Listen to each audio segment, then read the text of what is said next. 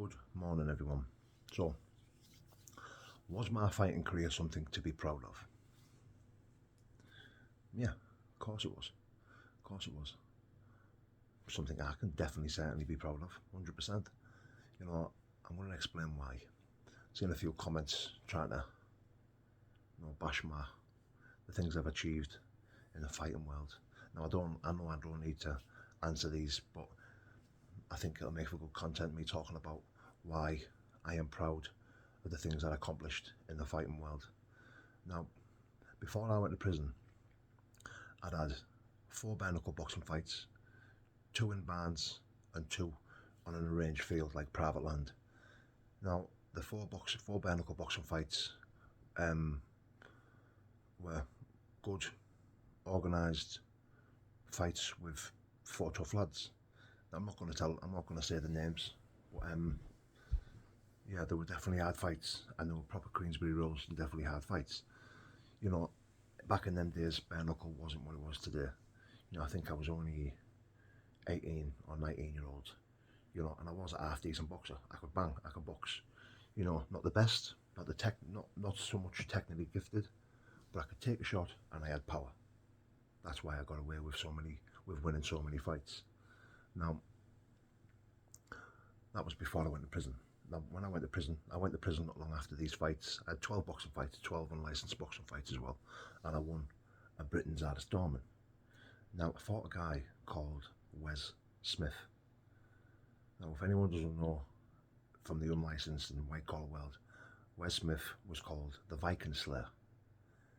Now, Wes was a fucking beast of a man, and he was knocking people out left, right and centre. Very powerful man, very strong man, very big man. Was a tough guy, and I boxed Wes, and I beat him. I beat Wes. You know, I think I was just too much for him.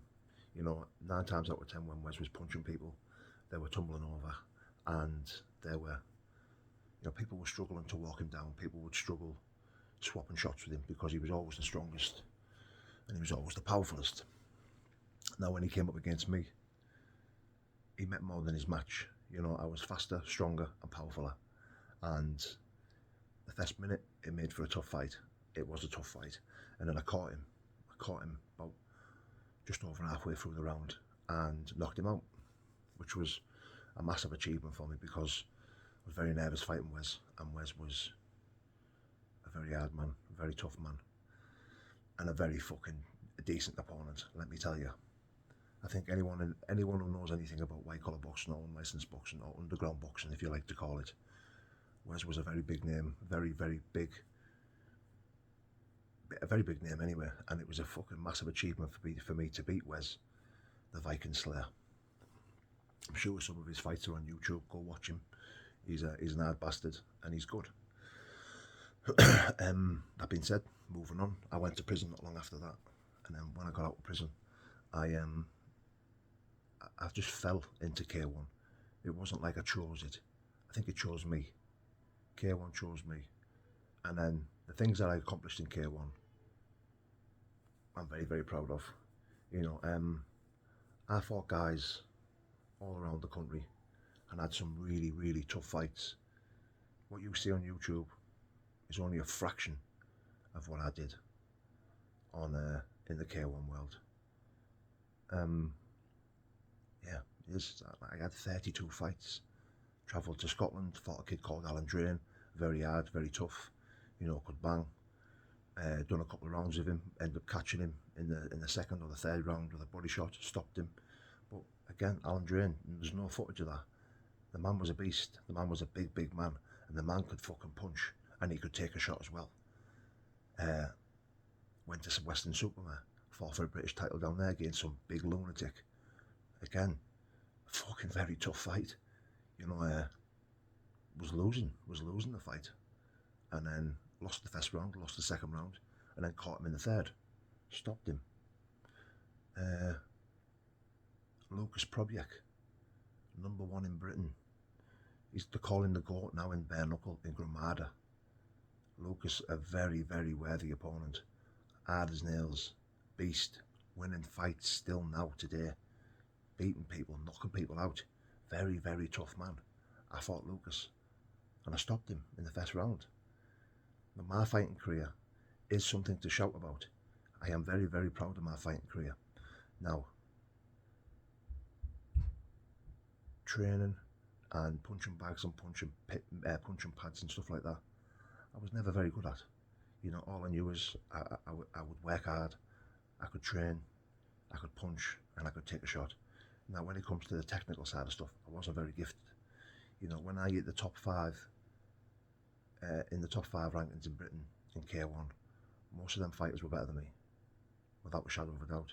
But I was just too much, too powerful, too fast, you know, and too durable. That's why I always won. Now, when you watch my training footage and you want to dissect that and pick it apart and say, he's too slow, he's too flat-footed, he doesn't move much, I can't argue with that, because maybe you're right. But I was never the one to shine in the gym when it comes to training. I shined in the cardio, I worked hard, no one had ever worked harder than me. But you've got to remember, guys, training is not fighting. I shine when I fight. Don't shine in training, I don't shine in sparring. I just didn't. I don't know why. You know, I always took training serious, but I took it as more of a learning curve. You know, I didn't want to look good, didn't want to look class. I just thought, right, now it's time to learn, Paul. It's time to learn. You don't need to look flashy, you don't need to look good.